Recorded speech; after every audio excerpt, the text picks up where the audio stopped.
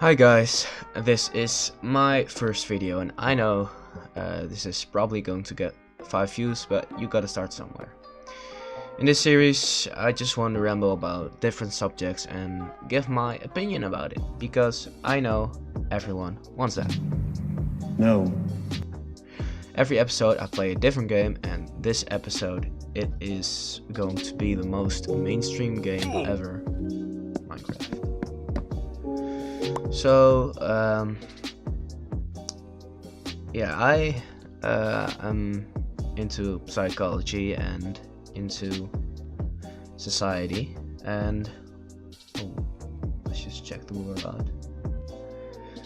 And I think I have a pretty good view of the world and a nice sense of comedy. So I just want to talk about the first subject, popularity. So, you know what I just really hate?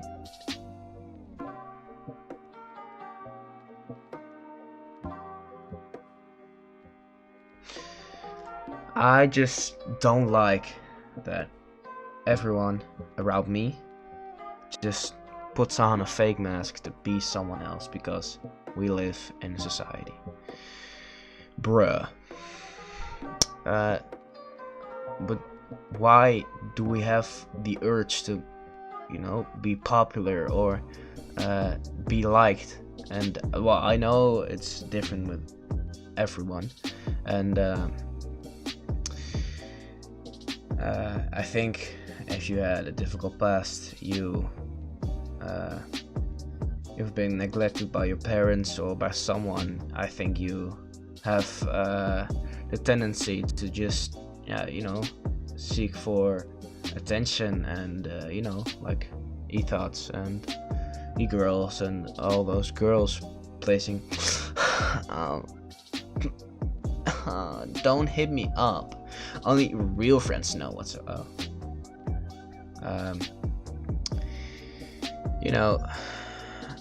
So that's kind of different with anyone, but we get really excited about being popular and bonding socially starting in puberty. But why does that happen? Well, so I don't know exactly why, but there's a good evolutionary theory that tells us that it used to be that when you turn 12 or 13 or around that age, you needed to start getting prepared to fend for yourself and to learn to be autonomous, like just do shit for your fucking self, So the brain kind of produces a bunch of neurotransmitters and all boring as shit I'm not gonna bother you with. But in other words, as we transition into puberty, we become really excited about social bonding with peers, and it feels really, really good when we do. And that kind of combination inspired us to go out and be independent and start to think that our parents have become totally lame. Today we kind of see the same thing. So just before you see changes in someone's body for puberty, you'll notice that they are really, really invested in how their social relationships are working. Hi at that. I just constantly wanted to talk to my mom's friends because they were fucking hot, and I had no other friends, so so you can see, me myself was really interested in how social relationships were working. I don't know about you guys, but I think, and that just develops that kind of age. And there's something that psychologists call social information processing, which is really just a fancy way of saying that what it is that we notice when we're looking out in the environment. We have hundreds and thousands of things we could pay attention to, and how we wait.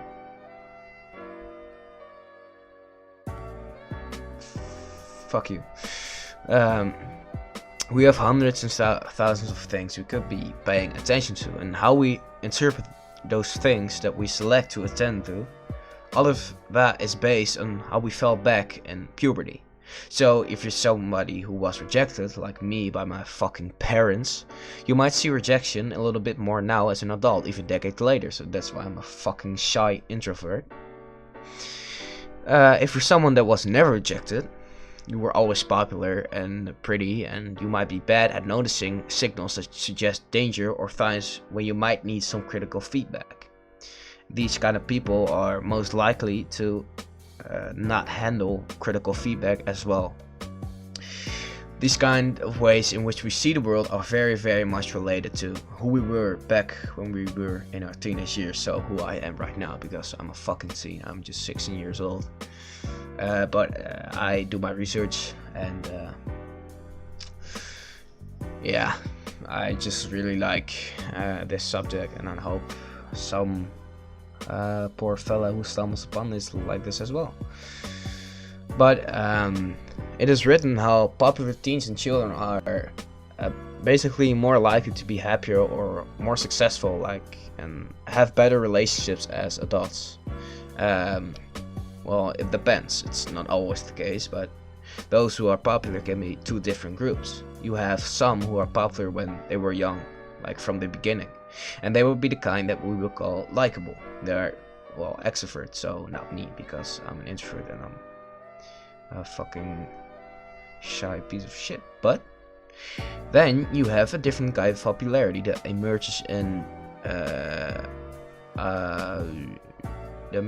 teens, and we call that type popularity status. And those are very different types of popularity. Likability is good, status is pretty bad, and you can refer status to clout. Like, you know the word clout. Clout is literally the definition of having influence and having fame. So let me describe the two.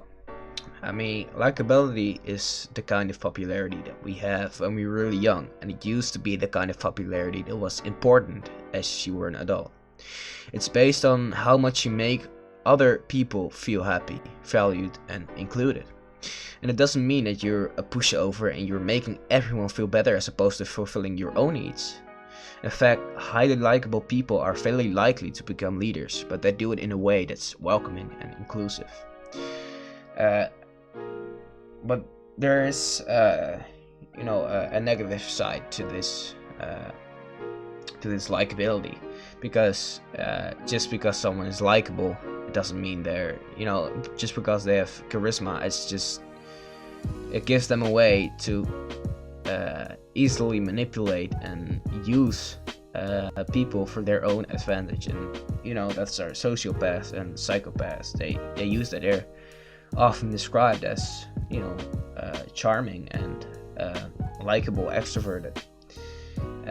You see, like Ted Bundy was described as a charismatic guy, but he was a fucking piece of shit, And when we think about popularity in high school, that's not what we all think about the likability, We think about what it was like to be cool, and that really translates to being known by everyone, being visible, being influential, dominant, and powerful.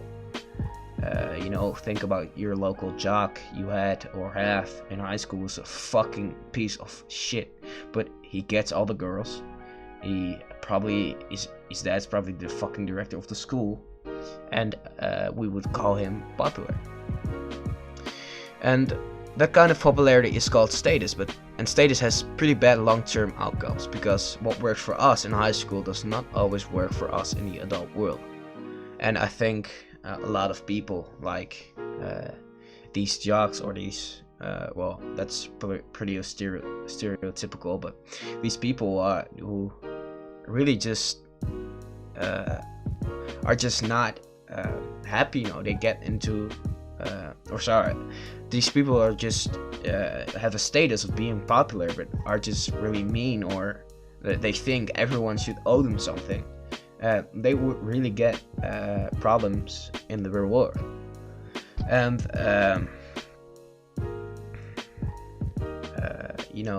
adults, they treat people differently because they don't fucking care about popularity. I mean, most of them do. They just want to get fucking paid and, you know, make money. So if you do something that they don't like, they're gonna say that.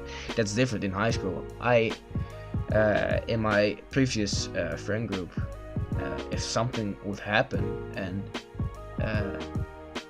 instead of just saying it out loud, they would just gossip and just fucking childish stuff, and that really annoyed me, because you just need to say what you think if something is bothering you.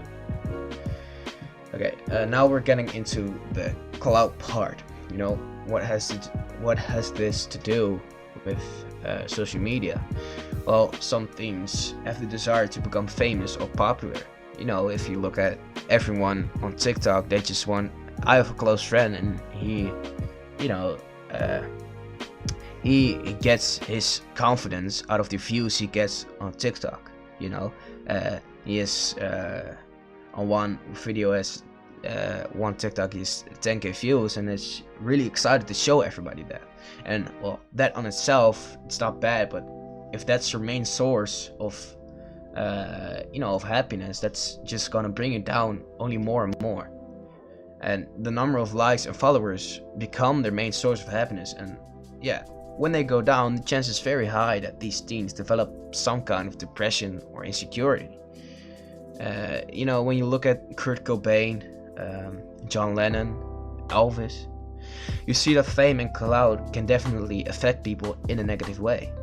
So it doesn't always have to be this way, but these three artists in particular have had a difficult past, and the psychological cost of fame can be too high for some people.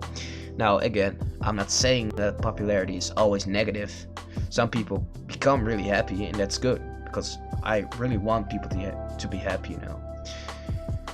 Alright, I think you've heard about the Hype House, maybe not. There are just some teens, some kids in the TikTok group, and yeah, they're just a bunch of these teens making TikToks together, and each one of them have a lot of followers. Well, that's fine. I'm not here to hate on what they're doing, but I do want to say that these are really young people that are getting used to the fact that they have a lot of followers, and they need to realize this is their peak, you know, because these followers, these likes in a year, if they're lucky, in a year, these views are going to go down. And you know, of course it depends on the person, but if you're constantly focused about what other people think of you, and again, if you can't handle criticism, and the views will go down, they're really going to try harder and harder to, you know, get more views, and that's really just, you're destroying yourself. Because if you look at the previous artists, you know, Kurt Cobain, and what they say about it, that really fucked them up, you know. And John Lennon, he especially when his numbers would go down, and before a show, he would just puke, and he would just you know, throw up, and that's what this fame did to him. And I don't know anything about business, but it's often seen that people that have a peak of popularity often get depressed or down when their numbers go down as well. I'm guessing these kids, you know, Charli D'Amelio and Lil Hottie, are in college or in school, and I really hope to God that they don't drop out, because I don't think they will actually be happy with what they have now. And yeah, I just hope that that they find a way to just grow from here. Well, that would be just great. Also, let's talk about anxiety. The reason I want to and can talk about this, I have been diagnosed with anxiety and depression. Well, I don't have it anymore, luckily. But when I was a few years younger, I had really bad anxiety. And I also want to talk about, you know, fake depression, fake anxiety. And I get why a lot of people hate that, people faking their depression because they want clicks, they want attention. And now I'm not justifying that, I just want to explain why I think uh, these kids are doing that. Um, they're obviously really insecure and they want attention, they want someone to care about them, they want someone to say to them like, hey, are you okay, this and that. Like these kids, they probably aren't the prettiest. That's really mean to say, but that's often seen that they uh, they see all these pretty people on social media and they see those likes and they see, I want that too, and they don't get it, and they just think like the world is unfair to me, and this and they just see other people describing what depression is, and they say, oh yeah, I feel that too, I have depression. And well, that's obviously wrong, because it puts the people who actually had or have depression in a bad spot, and it's not something to fly around with, and that's just not really cool. And well, anxiety is just always the question in your head, what if? And I think a lot of introverts, not all of them of course, but I think introverts more than extroverts, they experience anxiety more frequently, because you always think, what if this happens, what if they laugh at me, what if I do something wrong? And I also had this, I really had to learn to deal with this, and luckily I had a friend who just told me, you just need to learn that people are going to think whatever they think. You cannot change that. You cannot make everyone like you. And I know someone, she had a difficult past, but she just really has the desire to that everyone likes her, and that just really hurts me, because